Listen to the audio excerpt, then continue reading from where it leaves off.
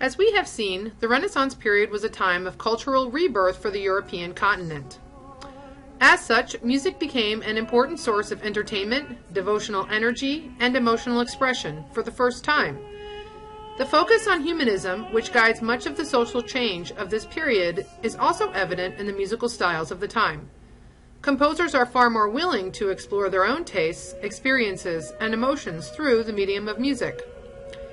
In the church, this issue actually became a point of political tension. While composers sought to infuse their music with creativity and exciting innovations, the clergy felt strongly that music should be subdued and intrinsically connected to the worship experience. At the same time, the church was challenged from the outside. The power and wealth accrued by the church in the medieval period had ultimately led to excesses and corruption, most notably during the Avignon papacy, a period of 69 years during which the Pope resided outside of Rome in the French province of Avignon. At the same time, the church struggled to reconcile its spiritual and temporal roles. For much of the medieval period, the clergy exercised significant influence over both secular and sacred affairs, but the new focus on humanism and the increased independence of Europe's leaders began to relegate the church to a position outside of politics. As such, the church struggled to redefine its social role and reform its practices, and new religious groups emerged and gained prominence. In Germany, the theologian Martin Luther sparked what is now known as the Protestant Reformation, with his issuance of 95 Theses, which was a list of protests against the Catholic Church. This led to the rise of the Lutheran Church, which is musically significant because it placed an important emphasis on the experience of the individual. Specifically, Lutheran services incorporate congregational singing so that each attendee can make a direct and personal connection to the experience. In England, Henry VIII famously sought a divorce from his wife, Catherine of Aragon, through a special dispensation from the Pope. When this was not granted, he split from the Catholic Church and founded the Church of England, naming himself its leader. Musically, the early Anglican Church was known for choral singing. Paid choirs of men and boys were a staple in English churches and were known for fully choral services performed at morning prayers or matins, and for evensong or the late afternoon services. To this day, choral singing is a staple of the Anglican Church. As a result of these developments, the Catholic Church entered into a period of internal reorganization called the Counter-Reformation. A group of bishops known as the Council of Trent was charged with reforming and overhauling the Catholic Church for the purpose of updating its policies and cleaning up its corruptions. By this time, music in the Catholic Church had become rather progressive, with composers taking all sorts of liberties with the Mass and its traditional melodies.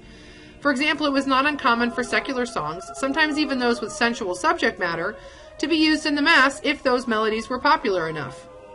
The Church also objected to the practice of hiring and paying musicians, and in some cases felt the use of polyphony was not appropriate and distracted from the focus on the text that had been the original purpose of sacred music.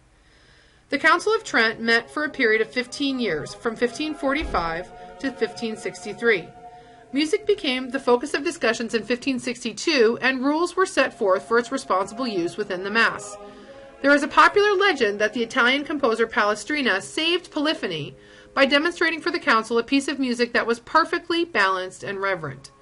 There is no real support for this story, but it is true that the council discussed the appropriateness of music in general and that the use of polyphony might have been a serious question. In the end, their stance was worded this way: the sacred mysteries should be celebrated with utmost reverence, with both deepest feeling toward God alone and with external worship that is truly suitable and becoming, so that others may be filled with devotion and called to religion. The entire manner of singing in musical modes should be calculated not to afford vain delight to the ear, but so that the words may be comprehensible to all, and thus may the hearts of the listeners be caught up into the desire for celestial harmonies and contemplation of the joys of the blessed. As a result of these political issues within the Church, we can see strong differences between sacred music written prior to the Reformation, which is usually expressive and experimental, such as the music of composer Josquin des Prez, and music written after the Council of Trent, which is typified by Palestrina's more conservative and subdued style. Both inside and outside of the Church, there are common musical trends that reflect humanism and the new interest in emotion, expression, and real experiences. In general, composers used the text as a focal point and composed music which was intended to more fully and deeply express the meaning of the words. Firstly, this means that, unlike the medieval period, the listener needs to understand what is being sung.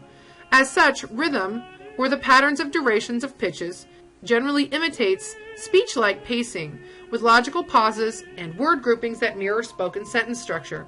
This is called declamation. Here is the opening of Dowland's lute song, Flow My Tears. Although the first word is drawn out over a long pitch for emphasis, the line Flow My Tears is quite understandable.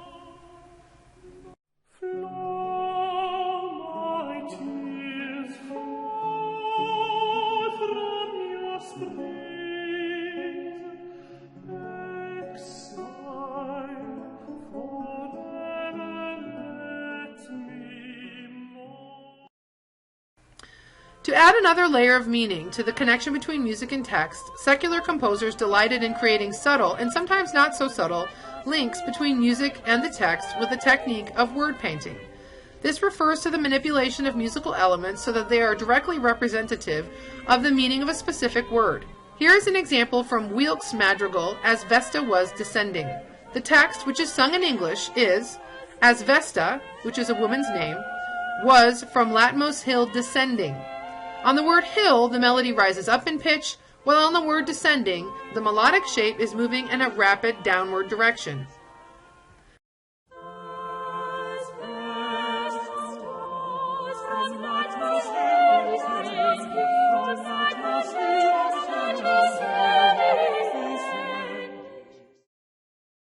You may notice some other features of this example. First, it is only vocal and has no accompaniment.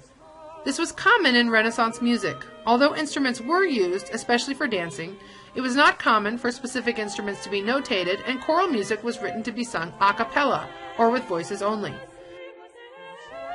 Second, in this example, you can hear each voice performing the same basic melody, but that melody is broken up in rapid succession.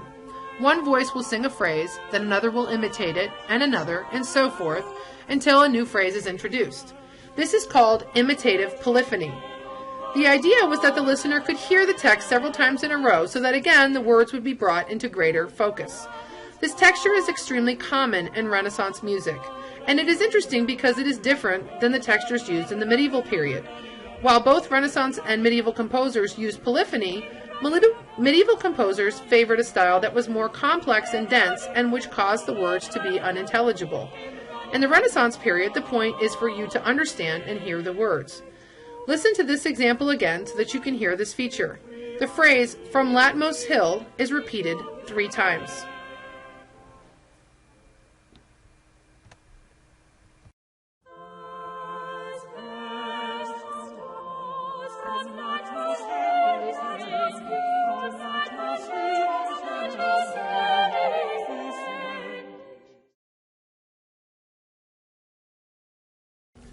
These musical innovations are important because they show a new connection between music and meaning.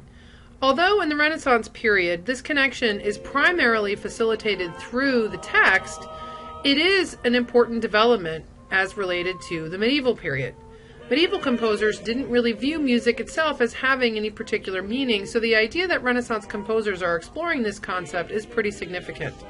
Over the course of history, this continues to develop until we see the connection with music and emotion and personal expression that exists in our modern culture.